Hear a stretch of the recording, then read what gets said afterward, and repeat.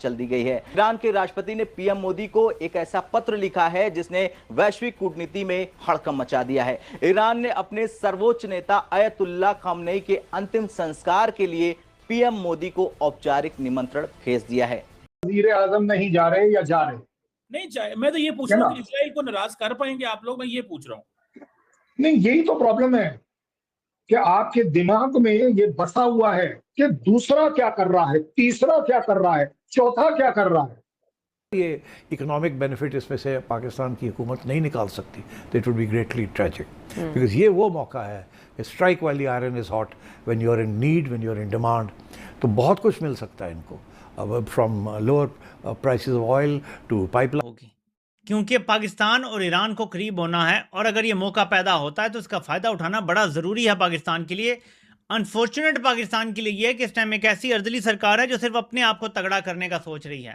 दोस्तों, एक तरफ जहां पर पाकिस्तान ईरान की जम के चापलूसी कर रहा है कि उसको फ्री में कच्चा तेल मिल जाए या फिर कुछ पैसे ही ईरान उनको दे दें, तो दूसरी तरफ ईरान भारत से गुजारिश कर रहा है कि भारत ईरान के 68 मिलियन बैरल कच्चे तेल को खरीद ले, जिससे ईरान को एक बड़ी आर्थिक मदद मिल सके। इसके साथ ईरान के राष्ट्रपति ने खुद पीएम मोदी को न्योता भेजा है कि उनके जो अयातुल्ला थे उनकी अंतिम विदाई में 30% हिस्सा ऐसा है जिसका कोई डेस्टिनेशन तय नहीं है, यानी ये सेल के लिए तैयार है। और जैसे ही ट्रंप की 60 दिनों की छूट की घोषणा हुई, नेशनल ईरानी ऑयल कंपनी के अधिकारी और बड़े बड़े ट्रेडर पागलों की तरह भारत के रिफाइनरों से संपर्क करने आ गए। तेहरान को अच्छे से पता है कि अगर भारत की रिफाइनरों ने एक बार अपने दरवाजे खोल दिए तो ईरान की डूबती अर्थव्यवस्था को संजीवनी मिल जाएगी। अब संजीवनी तो मिल जाएगी, लेकिन सवाल भी खड़ा होता है कि ईरान ने ऑफर दिया,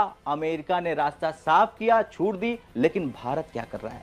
आपने उसको कंडेम भी नहीं किया, आपके वजीर आजम की तरफ से कोई स्टेटमेंट नहीं आई। वो रईसी वाली बात और थी, ये बात और है। कल साहब, अगर आप नहीं भी जाना चाहते तो आपका हक है, क्योंकि आपने एक मुल्क के साथ ताल्लुक है आपका, आप इजराइल के पार्टनर हैं, तो मतलब it's not a big deal. लेकिन मैं तो सिर्फ इतना कह रहा हूं कि ईरान से सिर्फ तेल ही लेते हैं, जब उनका दुख होता है तो उसके साथ शामिल नहीं आप होते।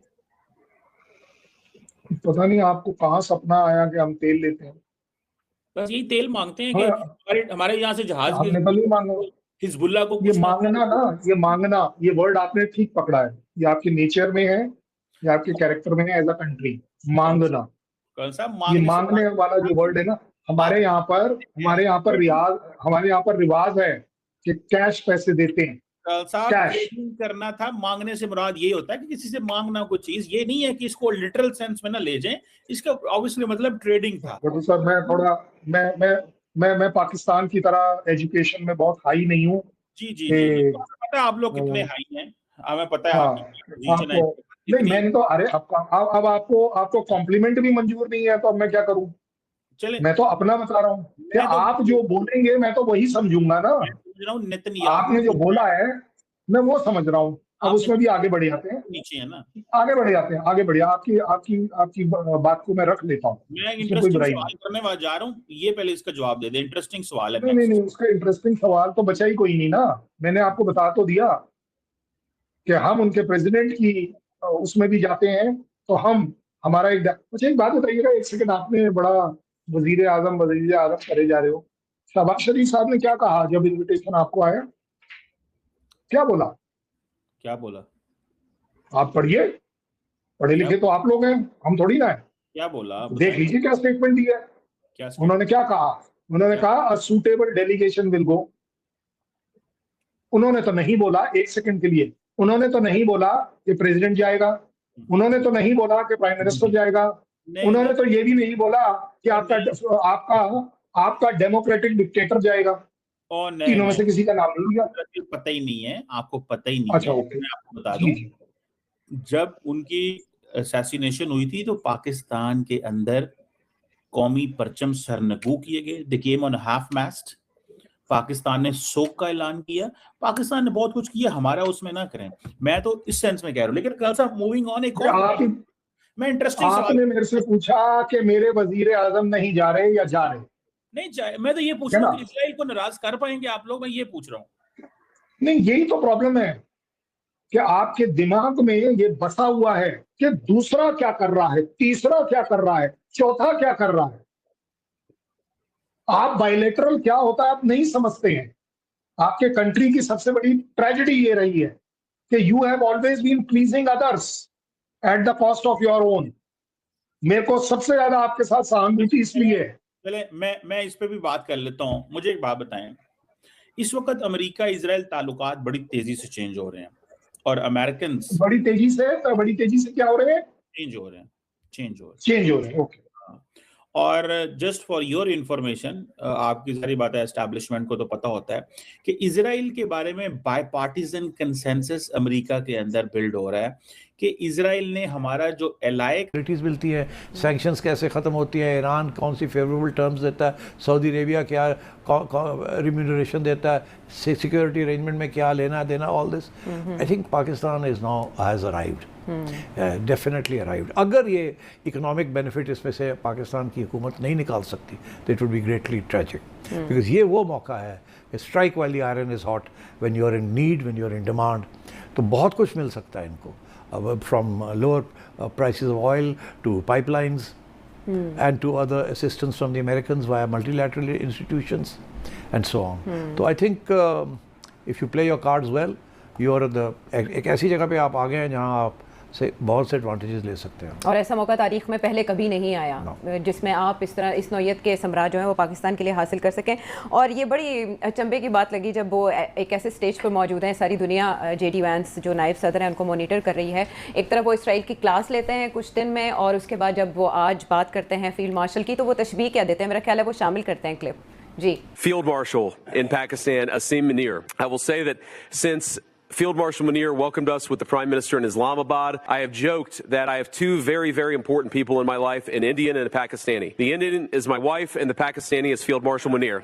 And I've probably talked to Field Marshal Munir more than I've talked to anybody else over the last 3 months. Would not be here without his statesmanship. He is, of course, a great military leader, but I think he's shown himself to be a great diplomat. And of course, who's an amazing friend of the United States of America, but has been also an important part of getting us to this point. ये भी कहते हैं we love Pakistan. Israel के ये lens से तो आपने बता दिया वो कैसे देख रहा है, ये रिमार्क्स भारत में कैसे देखे जाएंगे? मर गए होंगे बेचारे। हाँ, वो सोशल मीडिया पर पहले बहुत तूफान मचा है, लेकिन जेडी वैंस ने बात करते हुए ये क्यों नहीं देखा? मैं समझता हूँ आप थोड़ा इसको एक और एंगल से भी देख लें। क्या? कि ठीक है दुनिया में तो सब कुछ हो गया, मगर जिस तरीके से अमेरिका तारीफें कर रहा है फील्ड मार्शल बयानियां चलाने के कि इसको हीरो बनाओ, मेरी बात भी सुन लें। वो जो शेर है ना कि बड़ी मुश्किल से होता है चमन में दीदावर पैदा, वो जो शहबाज शरीफ ने ये भी एक शेर सुनाया था, यकीन करें कि बड़ी मुश्किल से होता है चमन में दीदावर पैदा। 78 साल लगे हैं नेतन्याहू के मुल्क को पाकिस्तान में इतना कंप्लायंट और इतना जबरदस्त मोहरा तलाश करने में। यह मैं बात दावे से कहने के लिए तैयार हूं कि मीर जाफर इतना ही महफूज है इस वक्त जितना नेतन्याहू महफूज है। इस टाइम मीर जाफर को महफूज रखने के लिए आलमी एजेंसियां उतना ही ख्याल रख रही हैं जितना नेतन्याहू की जिंदगी की हिफाजत के लिए ख्याल रखा है। तो दोस्तों, पाकिस्तान को लगता है कि ये ईरान के राष्ट्रपति को अपने देश में बुलाकर ईरान के साथ संबंध मजबूत कर लेंगे तो ईरान भारत के साथ संबंध खराब कर देगा, जबकि ईरान को पता है कि पाकिस्तान एक भिखमंगा देश है और इसके पास कुछ नहीं है। इसकी नजर केवल हमारे पैसों के ऊपर और हमारे कच्चे तेल के ऊपर है, और इससे ज्यादा ईरान के लिए पाकिस्तान का और कोई काम नहीं है। इसलिए ईरान पाकिस्तान को छोड़कर अब भारत के पास आया है। वैसे कहें तो ईरान और भारत के संबंध बहुत पहले से अच्छे थे, वो तो ट्रंप ने सारे संबंधों का बंटाधार कर दिया, अन्यथा दोस्ती तो अभी भी अच्छी हमारे बीच की है, पर व्यापार उतना नहीं होता जितना कि पहले हुआ करता था। ईरान भारत से दालें, चावल और अन्य खाने पीने की चीजें आज भी खरीदता है, पर तेल हम ईरान से नहीं लेते।